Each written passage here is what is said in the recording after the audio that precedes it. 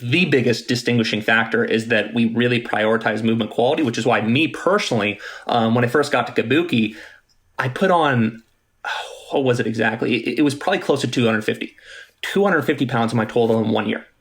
1 year, which is unheard of. In the first place people go is like, oh, so you got 250 pounds stronger. No, I really didn't get that much stronger. I learned how to use my body better. I learned how to root to the floor. I learned how to create intra-abdominal pressure and brace. I learned how to lift safer to where I can get heavier lifts in and not get injured and lift more consistently. But furthermore, just how to use my body better to where I can lift heavier load and do so more safely. Ladies and gentlemen, today we've got Brandon Morgan on the line, and Brandon is a really high-level powerlifter, and I met him briefly when I interviewed Chris Duffin last year or a year and a half ago. But what I didn't realize at the time is that you were also a very skilled wrestler, and then you started producing these really cool videos showing how strength training in a powerlifting or strength training context applies to wrestling. So I thought there'd be an awesome opportunity to get you on the podcast and pick your brain. Absolutely. Yeah, that sounds great. It's something that I definitely love to talk about. It's funny because when you first reached out to me about this, I knew I recognized the face, but then I knew what was missing.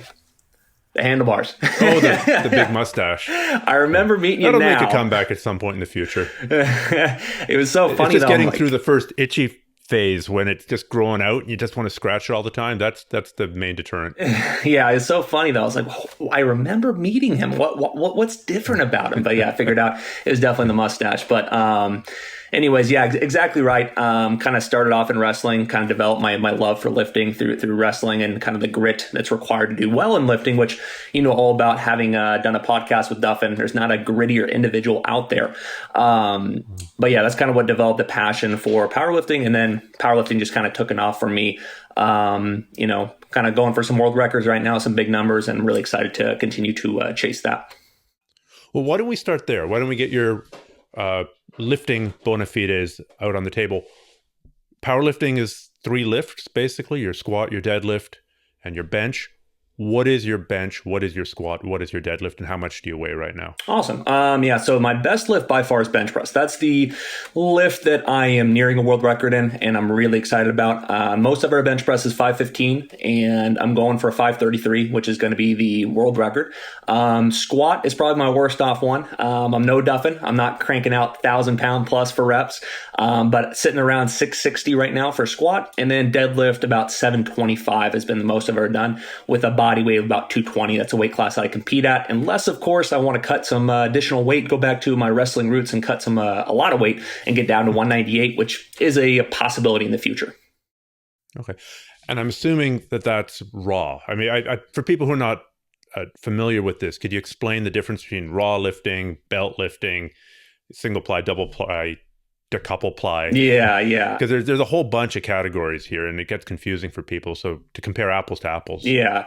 So that's the thing about powerlifting that's really hard for some people, is that when they first get into it, there are so many different federations.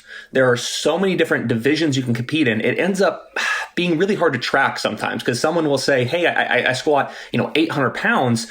But there's times where if individuals weigh the same weight, one squat 700, one squat 800, the 700 is a lot more impressive because they're in different divisions. So when it comes to equipped lifting, that was kind of the really big thing back in the day, early days of powerlifting, kind of 70s, 80s, that era. Equipped lifting was all the jazz, everything that was done, basically all the heavy numbers, and all the competitors kind of competed in that. And that's basically where you're wearing like artificial suits and things of that nature to help you lift much, much heavier weight. So like you squeeze into this super tight squat suit, and it allows you to put on hundreds of pounds on your squat. Same thing with the bench press. Bench press, the same thing. You can basically add, I think it's around 30-ish% just like that by putting on a bench suit. So my competition experience has all been raw. And you'll notice that equipped lifting has kind of gone a little downhill recently. Raw lifting has become more and more popular in the last 20 or so years of powerlifting, which is a very good thing. It makes it a little easier to quantify, because now you know what you're looking at. You can compare it to your own lifting, because there's not a whole lot of people that don't compete that throw on a stinking squat suit, right? So I think it's a good good direction for powerlifting. But that's kind of the major differences here. There's single ply, which is, some equipment that helps in a pretty big way. There's multi-ply, which is a lot of equipment that helps in a really big way, kind of a simpler version of explaining it. And then there's the raw divisions that really just have knee sleeves, wrist wraps, just little things that help stability. And that's really it. Okay. So because I've seen footage of people bench pressing, 1,000 pounds, but I don't know what kind of rubber bands they've got built into their suits. And so for somebody who's not in that world and doesn't follow every single lifter, it's really hard to compare. So you're saying that your weight division 533 would be the bench press record? Exactly. Yeah. For my weight division, which is 220, the current world record is 533. I just got to beat that. And the last time that I went for kind of somewhat of a peaking phase, I very easily hit a 515, flew off the chest, felt really good. So I'm feeling really good about the potential to beat it in the future. Okay. And I'm assuming, can you do this virtually, like the virtual CrossFit competitions that are out there, or do you have to do this at a lift for it to count, at a meet for it to count? Good question. So unfortunately, it does have to be at a meet, and that's what makes things a lot harder. And that's why, in terms of setting my goals for this year, just thinking about, I want to hit this number by the end of the year, but at the same time, what's the forecast for this year? Because really somewhat unknown, because unfortunately you have to hit these lifts for it to count in person at a meet, but meets are getting canceled left and right. So that's why it's a little hard in terms of exact timeline. But yeah, there's still some pretty well done meets that are being done. They're finding safer ways to do it. So it's pretty hopeful for the future. Okay. So I hope we've established your credentials as a legit powerlifting badass, and we'll come back to that. Can we just go through your wrestling background? Absolutely. Did you grow up in Oregon? I met you in Oregon. Is that where you're from? Absolutely, yeah. So I grew up in Thurston area, which not a ton of people know about. More so, I say Eugene because that's kind of the big city it's around that people are more familiar with. But it's basically 2 hours south of Portland in Oregon. And I kind of started getting into wrestling because there's a lot of different reasons people initially get into wrestling or just kind of combat sports in general. But I got into it because I got my ass whooped. Believe it or not, I got beat up a little bit, and I decided that I want to actually learn how to fight. I want to learn how to grapple. I want to learn how to actually take care of myself, because something that's always been really important to me personally is having the ability to protect those I love, to be in a situation and not feel hopeless in that situation, to be able to actually defend those that I'm around. And it's really hard to be somebody that protects others and can look out for their family when you can't fight. It's kind of an important prerequisite for that. So that's kind of what got me into it initially. And that led me down the road of doing a little bit of MMA, a little bit of jiu-jitsu. Love that stuff, but wrestling really took hold because that's what was the most scholarship opportunity. Right now, maybe you can educate me in this. I don't know if any scholarship opportunity in jiu-jitsu necessarily. But that's really what kind of drove me towards wrestling is I want a college degree. I want to find a way to pay for college and not get in a massive amount of debt. So let's excel in wrestling and see where we can go college-wise to facilitate that. Okay. And that was freestyle, not Greco? That's actually going to be collegiate, and that's the hard part about wrestling. There's three different like powerlifting. Exactly. I'm from two different sports that don't have a ton of money involved and are very confusing, which is kind of a bummer. But with wrestling, kind of a short description here. America is the only country in the entire world that does collegiate wrestling. I personally, if you ask my opinion about it, I think we should do all freestyle. It doesn't really make sense in the grand scheme of things. When we go to Olympics, I think we would do a lot better if we had a long history of competing in freestyle as a kid, because that's what we compete in at the world level, at the Olympic level. And that's kind of the most grandiose competition for wrestlers. If you win the Olympics, that's the Super Bowl for wrestling. So, but yeah, most of my credentials are in collegiate, but I did personally excel very much so in freestyle Greco. Those are actually my personal favorite. But in terms of like high school wrestling seasons, college wrestling seasons, it's all done through collegiate, which have just a little different set of rules. And in my opinion, it's also not quite as fun to watch because freestyle Greco has a lot more throws and a lot more fun stuff like that. That's easier to get behind in a sense. Okay. And I'm assuming you started lifting as part of your wrestling training. Yeah, absolutely. So yeah, it kind of started not to go on too much of a tangent here, but it kind of started when, so when you're a kid, you kind of associate getting big and strong equals being tough, right? Equals being a good fighter. Now, You get older and you realize that's not so much true. You know, you can come up with a lot of names in UFC where these people don't look that tough. They're not that big. They're not that strong. Like one random name that comes to mind is Corey Sandhagen. He's had an incredible show up against Frankie Edgar in the last fights. On the last fight card, had an incredible knockout, did really well. But Corey Sandhagen looks like the kind of guy that won't stop talking about mud runs. Like he looks like the kind of guy that does long distance running. He doesn't look like a fighter, but that guy is an absolute killer. But when you're a kid, you associate getting bigger and stronger with being tougher. So that's what kind of originally sparked it. Is I got in a fight when I was like in elementary school. Didn't know what to do. Didn't know how to handle myself. Got beat up, and immediately actually started lifting. First came lifting, started doing push-ups in the garage, started doing the like P90X kind of stuff, hoping for the best.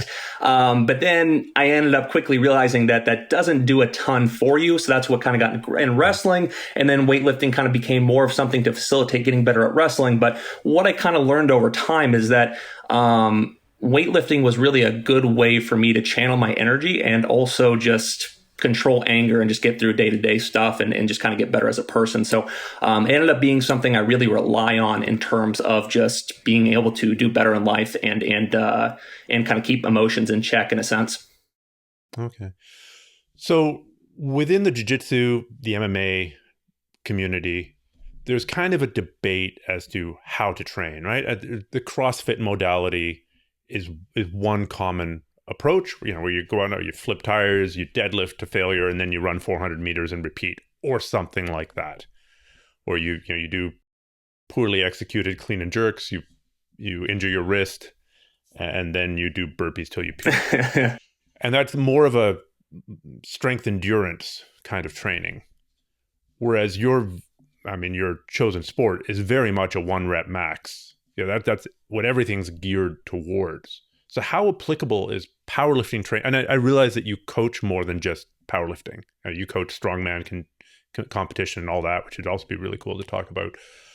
But if you had to choose what to train or how to do conditioning for an MMA fighter or a jiu-jitsu fighter, from what you understand as a sport, would you choose powerlifting as a modality? That's a fantastic question. I really like that question. So what I personally have found, and I'm sure you found to some extent as well, is that people choose one or the other. It's either all CrossFit, all cardio, all this, all that, or all heavy lifting. And there's really no good blend of each. And we have to understand that what's the number one goal of strength training for an athlete? It's not to get more explosive. It's not to get stronger even. It's to prevent injury. That's the number one goal. And the reason you get those injury prevention benefits is because you give your body a different stimulus than you get in your sport. And this is what increases bone density, increases ligament and tendon tensile strength, and allows you to be a more robust athlete. And the way you get that is, or the way you optimally get that is going to include some heavy lifting, some maximal loading.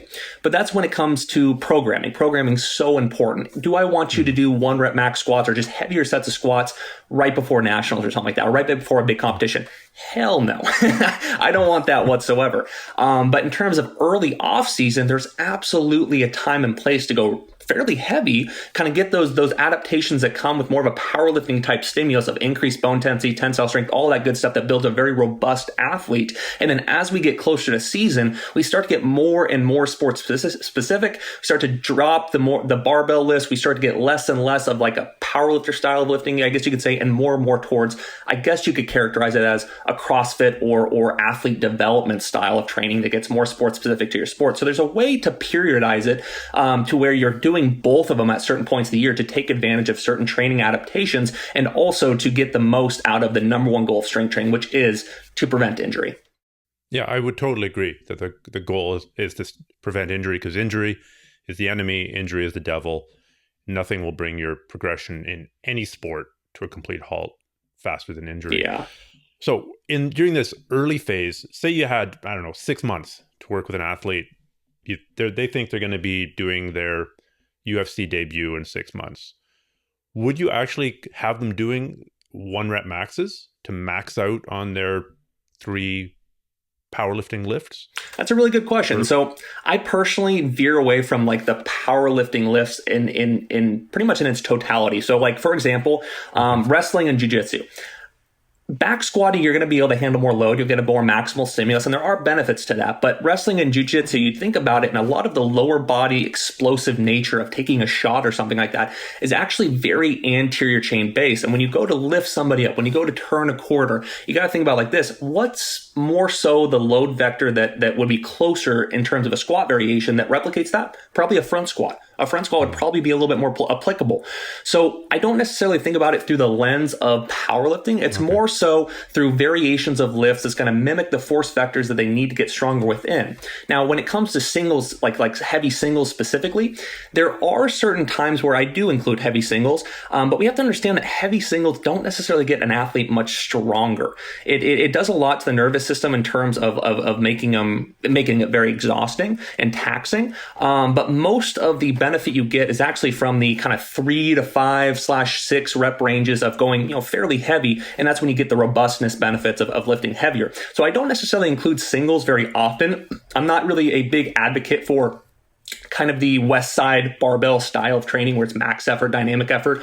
But with that being said, there definitely is a time and place we do singles. For example, when an athlete just wants to find out how much they can lift. In early parts of the season, what I find is the mentality benefit is beautiful for an athlete to kind of switch their gears and to actually do a little maxing out. If they express interest in wanting to hit like a 500-pound deadlift, hell, let's do it. Let's do it. Early in the season is the time to do it. And I think that there's a nice mentality benefit to chasing something different in the off season. But if we are going to do that, it's going to be very early, and we're going to need plenty of time to get more sport specific down the road. Because at the end of the day, the biggest goal is get better at the sport, not hit a certain number in weightlifting. Can we talk about programming? Because I think this is key. I mean, anybody can learn how to do any lift. There's YouTube for that. But there's so much confusion and controversy around programming. So can we start this with a context of you? Let's say that when are you hoping to hit 533? Yeah, so it's looking like, and this is COVID willing, Sure. but it's looking like June. June. Okay. June is when Nationals is happening, and that is a meet that qualifies me to hit that world record. So we're 4 or 5 months out now. Can we talk about your programming and then talk about how you would help somebody who's going to be having their UFC debut 4 or 5 months out, just to show the different progressions and the different things that you're accounting for? Because the end goal is very different. Your end goal is to lift as much as you possibly can in one rep. Their end goal is to not get injured during training and to be stronger over 3 5-minute rounds. Exactly. So like me, for example, it's kind of like in terms of the importance and the kind of lifting we're doing, it's almost kind of switched. There's a lot of other considerations to be made as well, but it's kind of switched in terms of what we do first. So like for me right now, I'm in a hypertrophy phase. I'm doing higher repetitions for the most part. I'm trying to get a little bigger, trying to add a little muscle mass, because I want to really fill out the weight class at 220.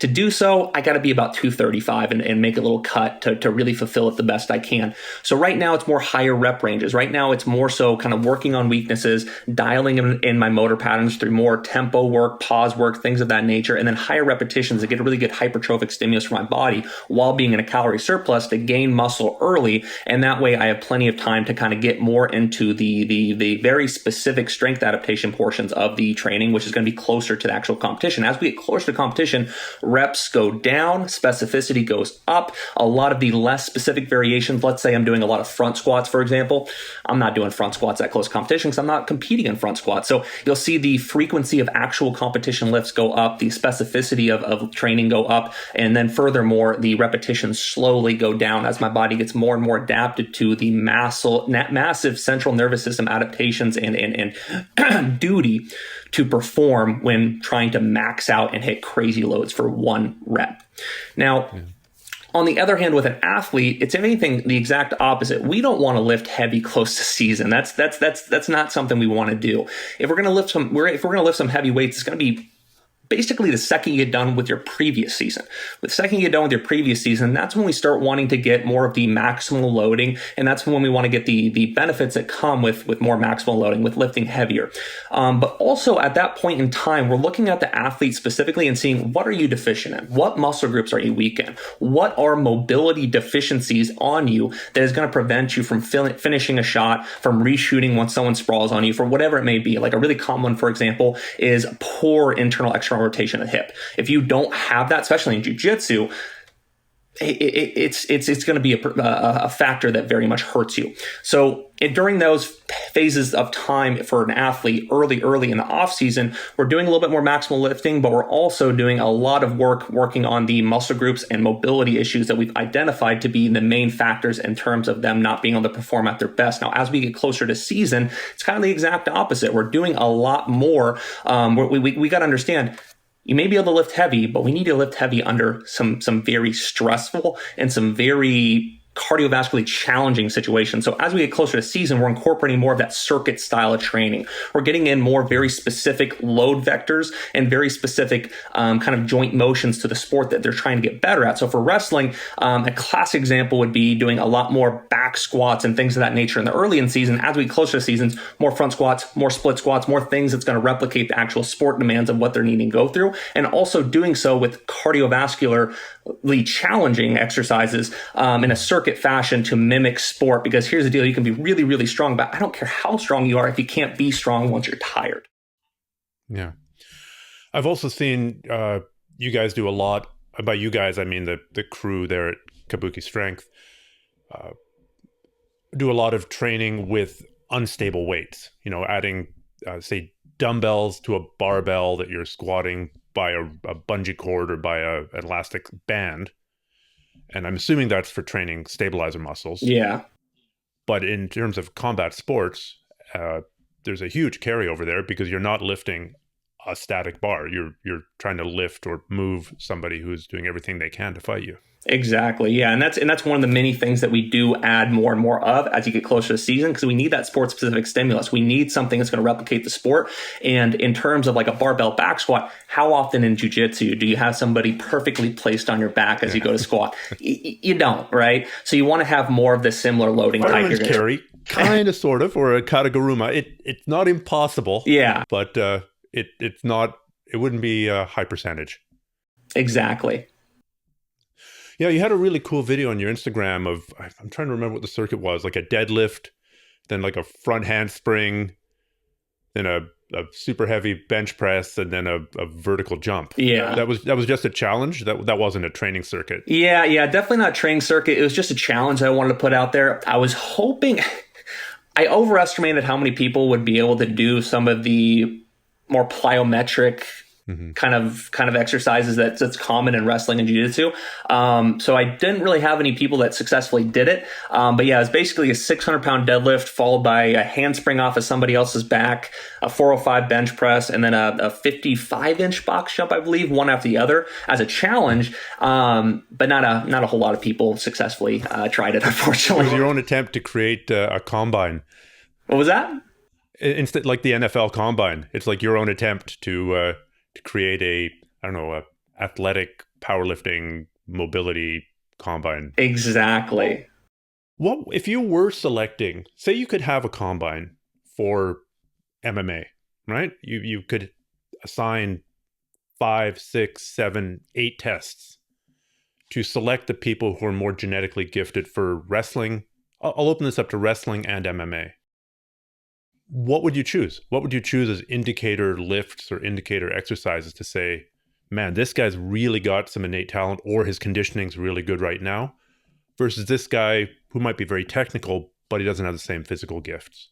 That's a really good question.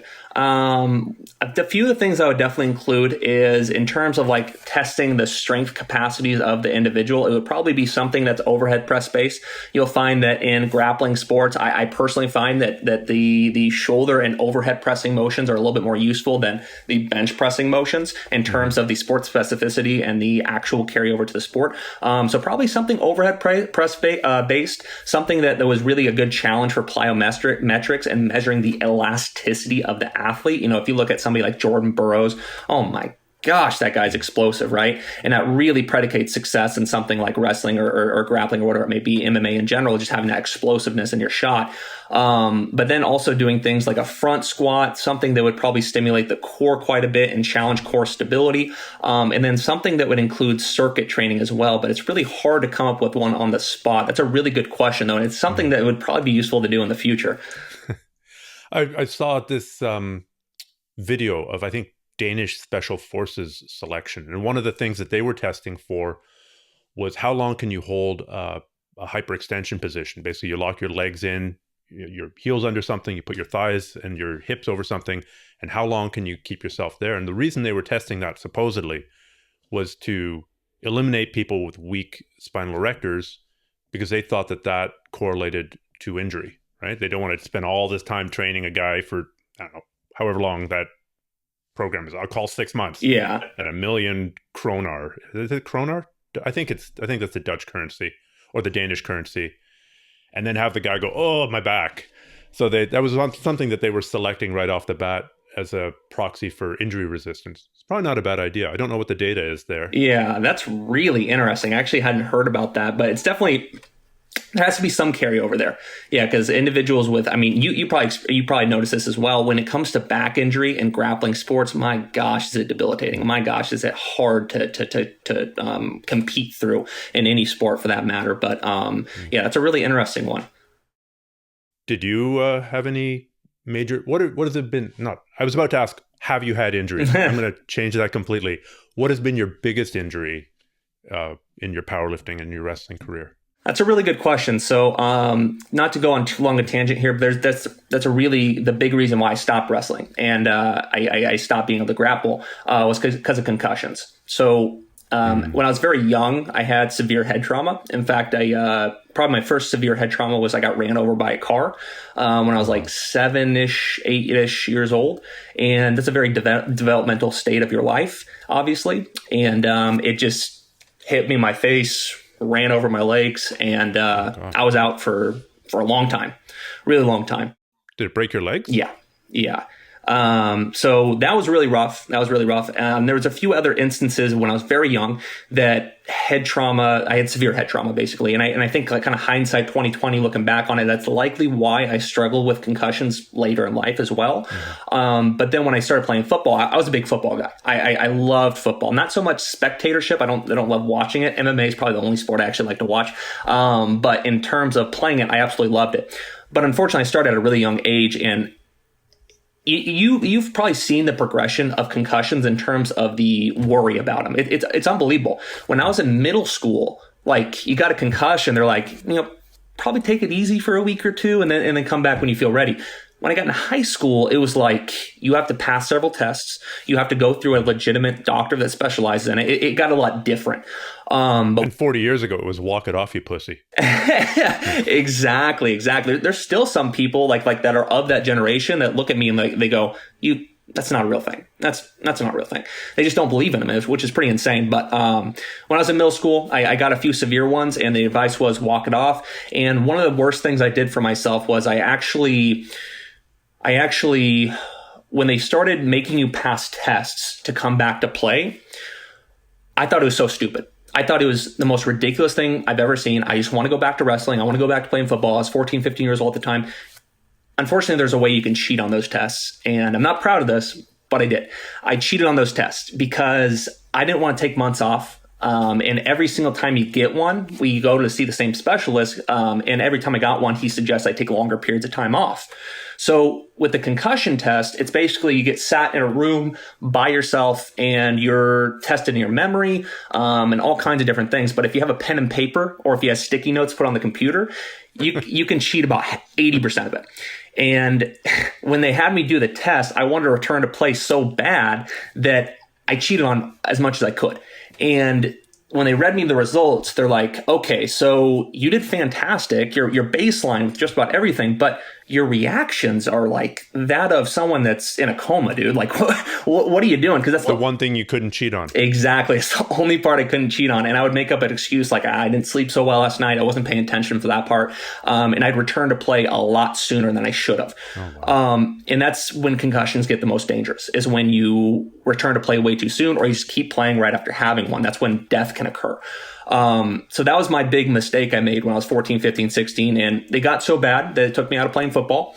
I continued to wrestle. The advice of my specialist was to not play any contact sports at all. But I continued to wrestle, because I really wanted to. I was into it. I wanted a scholarship, wanted to graduate college, and, ended up doing good enough to where I did get a college scholarship. Went up to Portland, actually, is where I got the scholarship for a university called Warren Pacific University.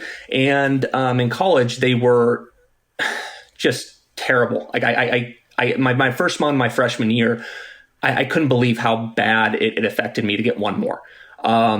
I had to take one more concussion. Yeah. I got another one where I got knocked out on the mat. Someone tried to lat drop me in a match, and he flat backed himself, but his arm slipped. He went like this, and my head fell right on his elbow, and we got some air. And immediately, you see in the video too, I just hit it, and then I was just out. And I woke up a few seconds later and started wrestling the referee. Not the best indicator. I'm fine. I'm so fine. Yeah, I hit him for a blast double. He's a little confused. But yeah, it got really bad. And I got one major one my freshman year that made me have to kind of drop out of a few classes. And then I got one more my sophomore year that was even worse. I ended up having unbelievable issues controlling my emotions. I had to spend a full month in a dark, actually closer to 6 weeks, in a dark room, no phone, no TV, in any light, just destroyed me. And I actually, the one I got my sophomore year of college, I ended up having to drop out of an entire semester of school. And it was awful. It was awful. And you don't know if that's going to end. Exactly. It was awful. So I kind of got to a point where I came to college because I wanted to be an All-American wrestler, and then I wanted to transfer up to a bigger university and wrestle at a Division I level. That was my goal. But after getting a certain amount of concussions, it got to a point where it was either work to graduate or continue wrestling and possibly fuck yourself up for the rest of your life. So I had to make a really hard decision. And when you're a lifetime wrestler, it's even harder, especially when your big goal is to be an All-American at college level. But I had to stop. I had to stop wrestling. But my saving grace was that Kabuki was just down the street of Warren Pacific University. So that was really my saving grace. And I just ended up taking all my energy that I had for wrestling and just immediately putting it into powerlifting head first. I want to learn everything I can. I want to go to the best training facility in the world. So where'd I go? Kabuki Strength with Chris Stephan, and started learning from them. Okay. So when you've got a facility like Kabuki Strength, and I mean, you guys have produced a ton of really high level athletes. I mean, Chris just did his multiple 1,000-pound squats. When was that? That was like 3 months ago or something? Yeah, probably closer to like 5, but yeah, exactly. Okay. At a body weight of, I want to say 270, which is incredible. But you've got different schools of powerlifting, right? So you've got Westside. I guess that'd be the other big name in the sport.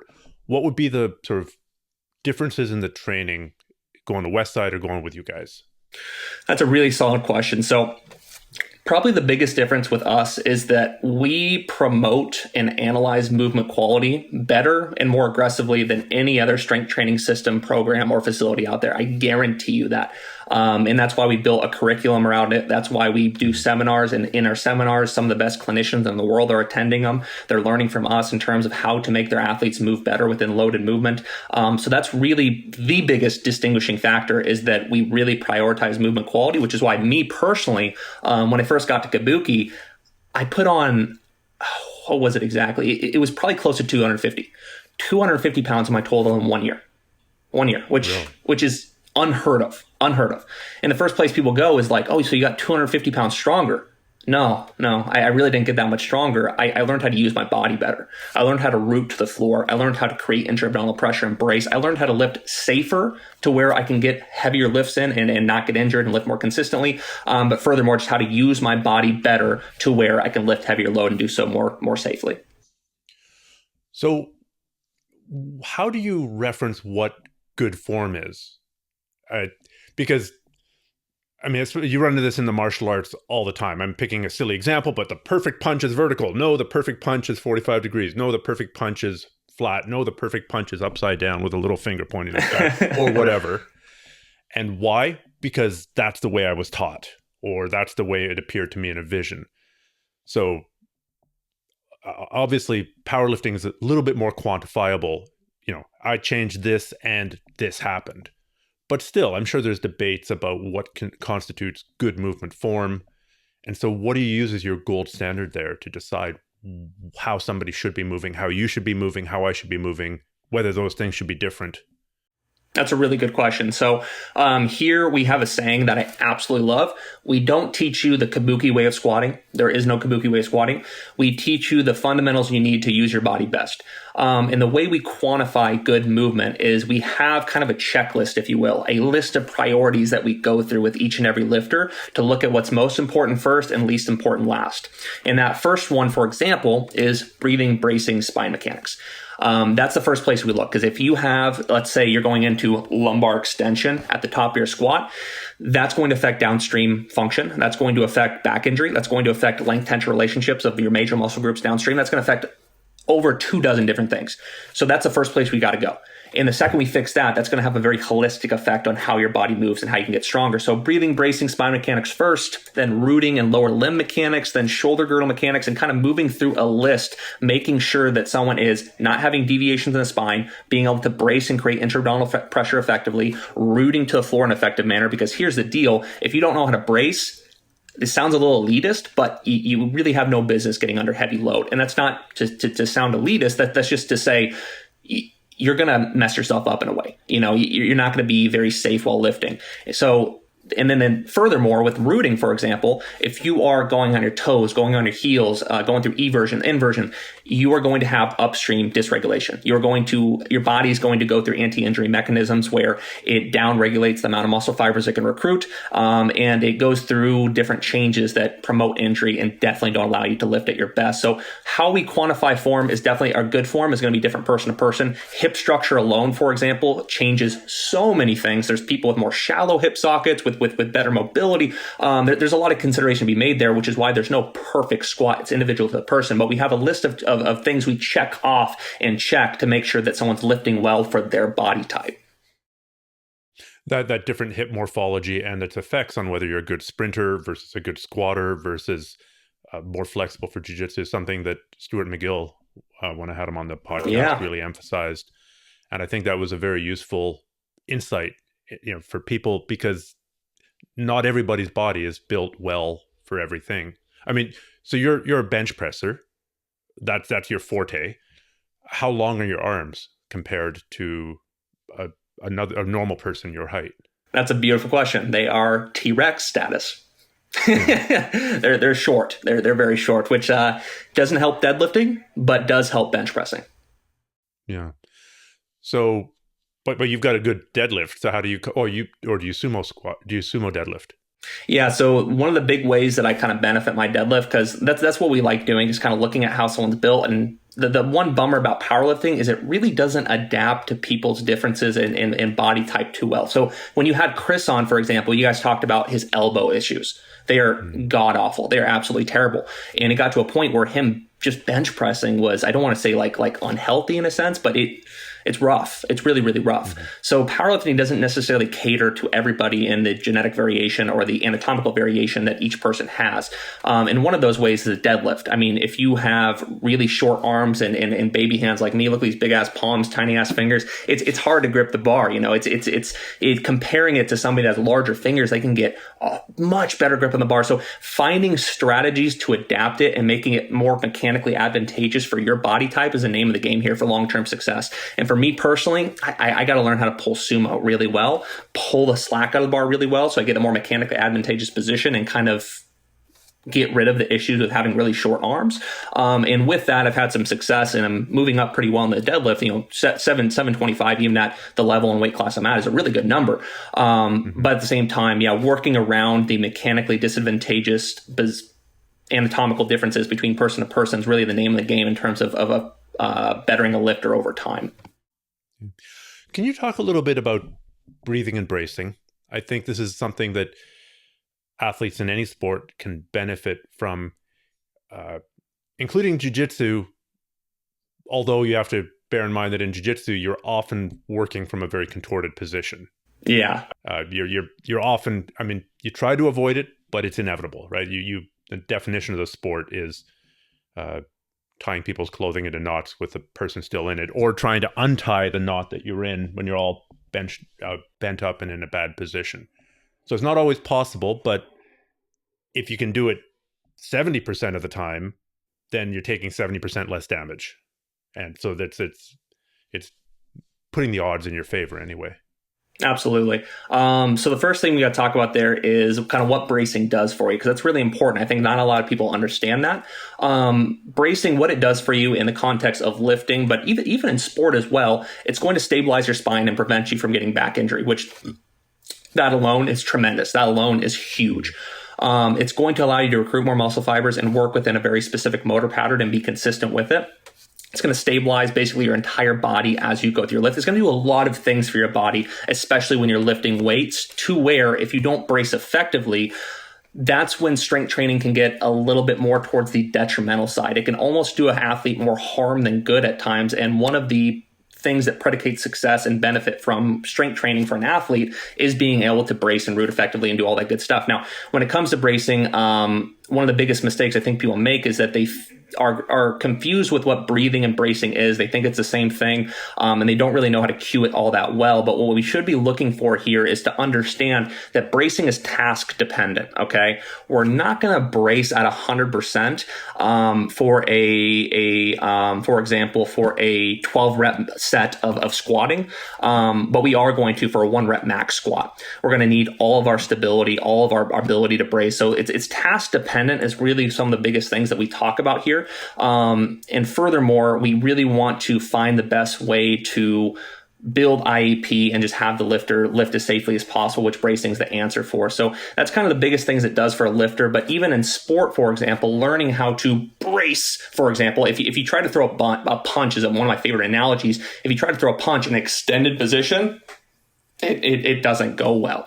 When your rib cage is drawn down and you have this solid base here, now we can transfer power a lot better. So it does have some application to sport as well. But the biggest thing it's going to do for you as an athlete, especially in terms of lifting, is it's going to allow you to handle load more safely, more effectively, and handle heavier load to get you more of those anti-injury mechanisms and benefits that comes from lifting. So if you had to define bracing, how would you define it?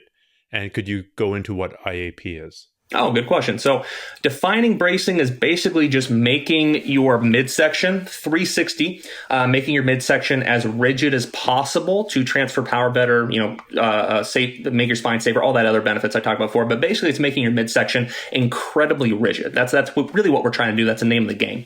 Now, when it comes to building IEP, bracing being task dependent is incredibly important to mention, because we don't need to build intra-abdominal pressure really for a set of 12, because building intra-abdominal pressure, what it requires is holding your breath. Mm-hmm. I don't want to see you hold your breath for 15 reps straight. That's not going to be fun for you.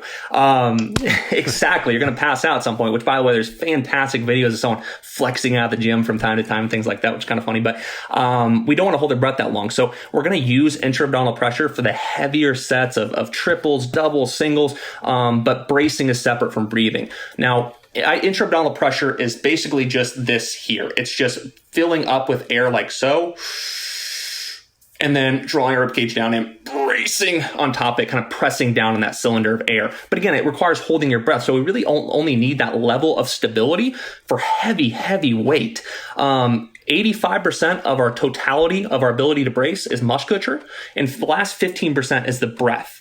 So for everyday activities and sets of a longer rep ranges, we only really need the 85%. We really only need the drawing down your rib cage and bracing musculature.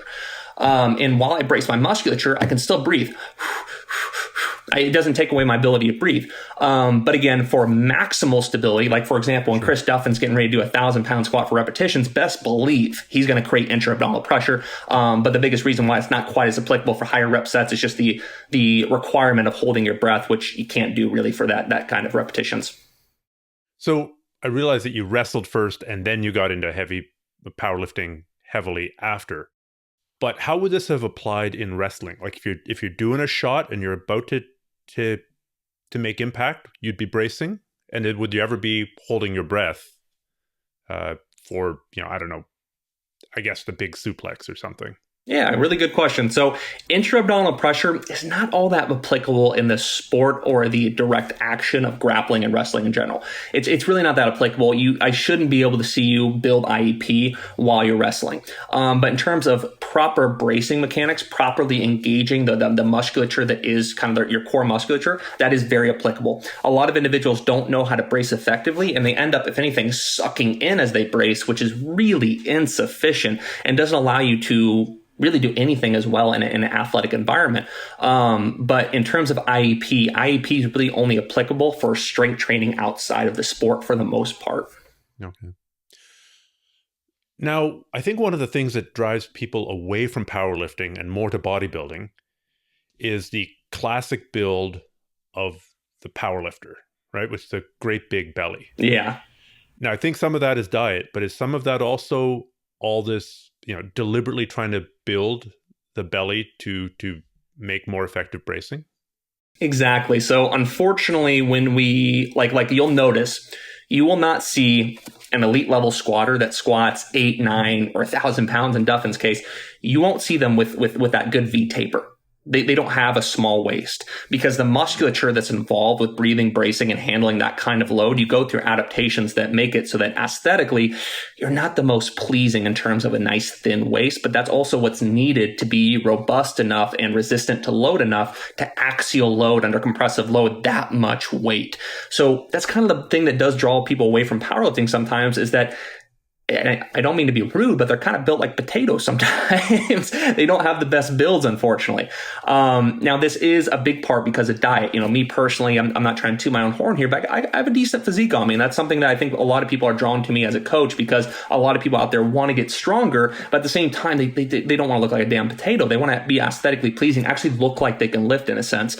So that's what kind of one of the things I'm known for there. But in terms of powerlifting specifically, unfortunately, to go through the adaptations needed to squat just ridiculous amounts of weights, there is some aesthetic changes that need to happen that are a little less than pleasing, like the larger belly, like the larger midsection, and things of that nature. But realistically, you can still get very strong while not going through those adaptations. So those adaptations you really only need to make when you're a hardcore powerlifter, and they take years and years and years to develop. In fact, someone that talks about a lot is Stuart McGill, someone you did a podcast with, who we have a lot of connection with. He's one of our advisory board members. Love that guy to death. And he talks about that a lot, that the changes in the spine that happen when you powerlift consistently, a lot of things change that make it so that aesthetics aren't perfect, but at the same time, it's just what's needed to handle load in the way they do.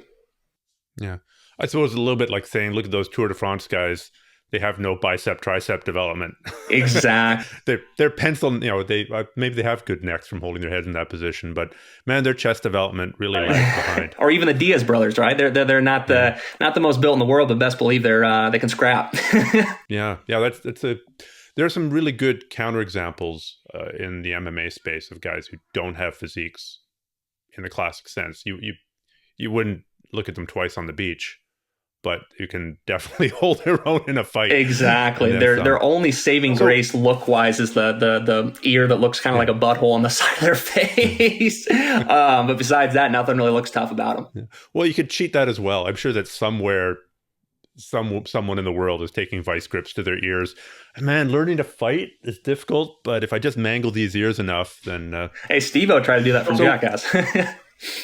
What would you recommend to somebody who's in the martial arts, in the grappling sports, in MMA, and wants to start a strength and conditioning program? Because I think, obviously, down the road, it can get hyper-specialized. But what would you suggest as a starting point? What's a reasonable number of times to train a week? What's a reasonable set of lists to start looking at? assuming, and of course, it's the starting point is so variable, it's going to be hard to say. But I'm sure this is not the first time you've been asked this question. So what's your answer when you get asked this question? That's a really good question. So the first thing I have to say is it's very context specific. Our starting point is going to be dependent upon your history with lifting. But assuming that the lifter really doesn't have much notable experience, or only experience was with terrible high school weight coaches or something like that, look at the ceiling while you're lifting and terrible things of that nature, cue wise. The first thing we want to do is lay out a plan for the off season.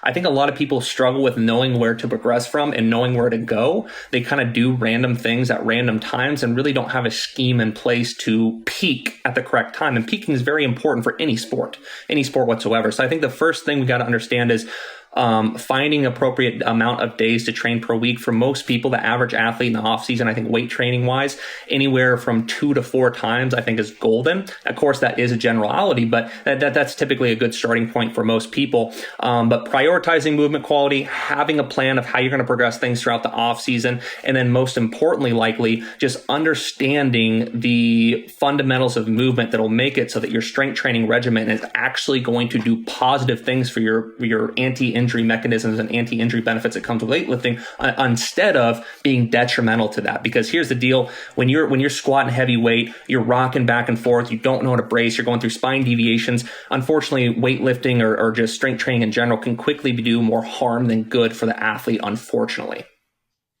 Right.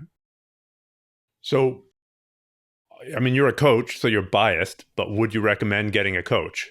Or can this be done on your own? That's a really good question too. So it can be done on your own, but I'll give you an example. Me personally, I knew from a pretty young age, this is what I want to do. I'm passionate about fitness. I love this shit. I live for this shit. I study this constantly. I love it. But still, even though I spent all my time studying it and I was getting a degree for it and all kinds of other stuff like that, chasing a lot of certifications, I made some unbelievably poor mistakes in the beginning that caused injuries that I deal with to this day.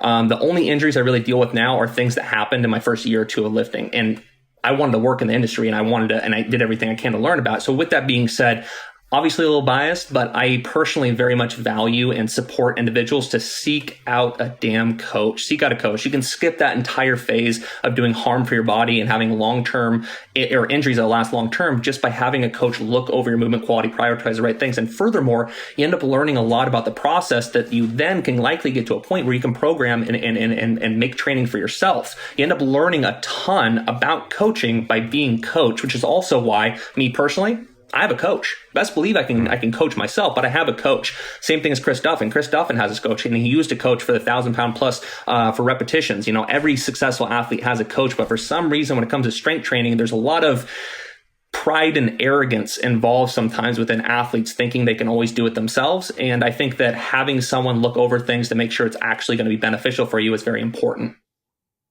Yeah, I think the same thing's true in a jiu-jitsu context. I mean, a lot of people have a teacher, but maybe that's somebody they see every once in a while. And that whole reality check of like, here's what I think I'm doing versus here's really what you're doing. You know, there's a lot of athletes who will say, when I throw a punch, my hand starts here right at my chin. And when it goes out, it comes straight back. And when you watch them fight, it's demonstrably not so. Like, no, it's not starting there. And no, it's not finishing there. And it's people telling themselves a story about what they're doing, but just having somebody to watch their form is for start. And obviously there's more to coaching than that. But so what is your coach telling you? I mean, you've said you've made your living in this. This is your life. This is your passion. You've got a ton of experience. So what's the last thing that your coach said to you? That's a beautiful question. So one thing I'll add to that is, and this carries over into this question as well, is that the biggest reason why, no matter how knowledgeable, you can't really coach yourself is because of a lack of objectivity. You can't be objective with yourself all the time. Like, some people are better than others at it, but realistically, it's not going to be optimal. And just like that example with throwing a punch, you need someone that can cut the BS, cut the shit in a sense, look at it and be objective with you. Now, when it comes to weightlifting, for example, for programming, I think I can do a lot more than my body actually can. I believe in myself just a little too much. I get done with a set of 5, for example, and, I indicate on my program that I had 4 reps in reserve. coach sees it on video, he can be more objective. He looks at it and goes, dude, you probably couldn't have done one more rep. And that's the same thing that someone like Chris Duffin actually has a lot of issues with himself, is that he believes in himself to a point of detriment if he were to program for himself. So, and that's really what sparks a lot of injury. So the coach is actually holding him back. Exactly. That's what sparks a lot of injury, a lot of accumulation of fatigue, a lot of issues long-term and lack of success long-term. So that's when a coach comes in, just that benefit of having someone that understands its things just as well as you two are better, but can also be objective at the end of the day. Okay. So I've got two questions, I think, to finish up here. The first time I saw you lift, the only time I saw you lift, you were up on the lifting platform there at Kabuki, and you were doing, I think, partial depth sumo deadlifts, right? You had the weights up on blocks. And I was standing there watching. There were a whole lot of people in the gym watching. And Duffin came over to me and said, hey, move out of the way, because I was in your line of sight. I just accidentally positioned myself right ahead of you. And so is that something that's particular to you? When you're lifting, do you not like anybody in your field of vision? Are you like 1,000-mile stare straight to the wall out the window? I actually didn't know that happened. I feel kind of bad now. I hope that didn't get... It's fine. It's like, man, it's your home. Yeah, right. Whatever the rules are here, it's fine. You'll notice that similarity with just about every lifter, and actually, and then not to rag on him, but Duffin's probably the worst with that. If you get in his line of sight, he will let you know. And the big issue there is, and this is actually Stuart McGill talks about this a lot too, is when it comes to powerlifting, you can add a significant amount of ability to handle load just by being in your optimal flow state. There's a lot of different terms for it, but being in that flow state, being in the optimal kind of thought process, this helps you to increase neural drive and increase your ability to handle heavy shit and do so in a fashion that's going to limit the chance of injury. Now, when you are in that flow state, having something like that happen where someone quickly walks in front of you, quickly says something to you, or throws a cue at you when you're trying to be in that state, it can take you out of it like that. It's very unfortunate, but there's even been some lifters that, they get done with a second attempt at a meet. And if you don't know, powerlifting meets have 3 attempts for each lift. They get done with the second attempt and things feel good. It feels so good that they hit that bench press and they kind of give themselves a little bit of satisfaction. They give themselves a little bit of smile when they get done. That ruined it. They missed a third lift because of that, because it hurt their mentality, hurt their grit in their flow state in a sense. So that's really what it has to do with, is you just have to be in the right mind state to lift heavy weights, which is one of the biggest things that people struggle with sometimes, is bringing that same intensity day to day to be in a state where you can handle loads consistently like that. And that's something that Chris Duffin, I think, does best. If you've ever seen him lift, it's something else, man. It's something else. I suppose if you were going to lift with somebody in your face all the time, then you would need that in competition as well, because you're trying to recreate the same cues. And I guess it makes you understand why in team sports, there's people trying to get inside the heads of the players and wave those wiggly things around to distract them. And okay. So obviously lifting really heavy, maxing out at a competition is physically taxing. What about mentally and neurologically taxing? What's the recovery process? Say you go to your competition in June, and you're going to lift crazy heavy bench, crazy heavy dead, crazy heavy squat. How done are you the next day? That's an awesome question. So I'll let you know, I like to talk about this a lot, especially because I do have some wrestlers. You'll notice a lot of powerlifters were actually wrestlers at one point, and successful ones at that. But the biggest thing people struggle with when they first get in the sport is just understanding what wrestling or sport fatigue is versus powerlifting fatigue is. And they're very different. Powerlifting is going to be fatigue of the central nervous system. That is something that if you have not experienced, you can't really understand. It's weird. It's really weird. It feels like you almost got hit with a sleeping pill. It's very odd. It's a different kind of fatigue entirely. So with the next day after a powerlifting meet like that, I mean, First off, sleep is just unbelievably important. When it comes to muscular adaptations and bodybuilders, for example, believe it or not, they really don't have to prioritize sleep quite as much or nearly as much as a powerlifter does. In fact, Arnold Schwarzenegger has a quote, I slept 6 hours a night. If that's not enough for you, sleep faster. Every person that works to optimize an athlete's performance just don't want to hear that. Don't want that to be an actual thing, because that's not good advice for a powerlifter especially, but also just the average athlete. But muscular adaptations are different in terms of how much they rely on sleep than central nervous system adaptations. So one of the big things you'll notice is you're going to need sleep a lot more, and you're going to be extremely tired, and it's just a different kind of fatigue altogether. But one of the big things you'll notice after a powerlifting meet is that, like I said, it's just a different kind of fatigue. It's like a drowsy kind of fatigue, and you are just spent in the 48 to 72 hours that follow it, in a way that's really hard to describe. But once you experience it, you'll definitely understand what it means. Yeah. I've not powerlifted, but certainly the times that I've squatted more and gone into that, instantly an hour of sleep more a night. Like and so that's just a small taste of it, but the drain on the system is considerable. Is there any way around that? Like, say you're trying to train, but you just don't have the sleep option available to you because, I don't know, kids, life, job, work, whatever. Yeah. And that's something that, as a coach, me personally, I help people work around. For example, when somebody's planning out a powerlifting meet, when I'm an athlete that's planning out a powerlifting meet, and a kid is exactly the example I run into the most. I'm going to have a kid here in 1 month. I want to compete in 6 weeks. Oh, no, don't. There you go. Immediately, I'm like, the hell you are. That is not a good idea. Because, the second that send your wife to the birthing hut and tell her to come back when that kid is weaned. Otherwise, no. Exactly. So the first thing I say is, dude, you need to prioritize sleep. And if you are in a lifestyle, or you have a lifestyle right now, which kid being one of them, that sleep just literally cannot be prioritized in the way it should be, you should really plan around that to the best of your ability. Because when you get bad sleep, especially in meet prep, when you're really handling heavier loads and trying to peak, it's unbelievable the effects it has on accumulation fatigue. Like, fatigue just accumulates throughout the week. You don't recover. You end up having a higher likelihood of injury. You end up having more bumps and bruises. It sucks. It's very easy to recognize.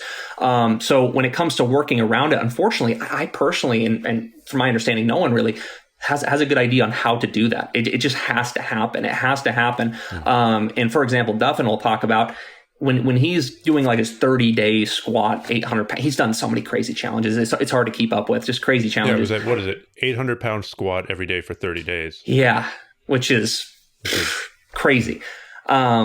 But he would talk about how he slept like 12 hours a day. He took a lot of naps. He had kind of his nap room set up in the studio. He just take a nap in the middle of the day. And that's what's needed to perform at that level. And that's what's needed to go through training like that. So that's one of the big things I like to talk about is when it gets into powerlifting, when it gets into those kind of central nervous system adaptations, you have to prioritize sleep. And if you do not, you're going to have a really, really rough time, because unfortunately there's not a real way to work around it. Yeah.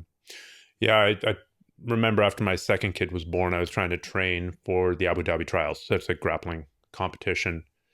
And I had this great idea that, because there was no time during the day, that I was going to start training at 5 o'clock in the morning with a couple other fanatics. And it's not surprising that the worst neck injury of my life came 3 weeks after I started the 5 a.m. training, after going to bed at midnight or 1 in the morning. So it's a sample size of 1, but you're just going to go straight into overtraining, and you're going to get sick, and you're going to get injured, and it's guaranteed. Yeah, exactly. It's rough. It's really, really rough. So how do people find you, train with you, get coached by you physically or virtually in 2021 or in the future? Yeah, awesome. So in terms of like how to reach out, email is obviously a good option, but the best option really is Instagram. I'm trying to get more active on there. That's something that I personally am kind of pushing with myself, kind of posting more content, trying to educate a little bit better, but also just contacting people more. So on Instagram, BMORG33. Definitely, contact me if you have any questions whatsoever. And that's kind of the number one way to reach out. But if you're inquiring about coaching at all, I do everything through Kabuki Strength, of course. So kabukistrength.com is where you can find a lot of our different coaching options, my email, my bio. Reach out to me with whatever you need, and I'm definitely going to respond and be excited to work with you, especially if you're a grappler. I'm really interested in working with more grapplers, MMA athletes, because there's just not a population like them. There's just not. They're the only kind of people that you can put through a circuit that they literally puke from and then thank you for it. Like it's something different entirely. I love it to death. It's a culture I love. Awesome. And you guys through the Kabuki Strength also do like remote movement assessments and things like that, right? Exactly. And that's what we pride ourselves on. I got clients in India and Europe and in Ireland, clients all over the world that we have a really good virtual system in place that allows us to coach them just as effectively as in person. Awesome. Well, thanks so much for coming on, Brandon. And good luck with your current peaking program. Thank you. Thank you so much. It was great talking to you. Love to do it again sometime. And yeah, fantastic.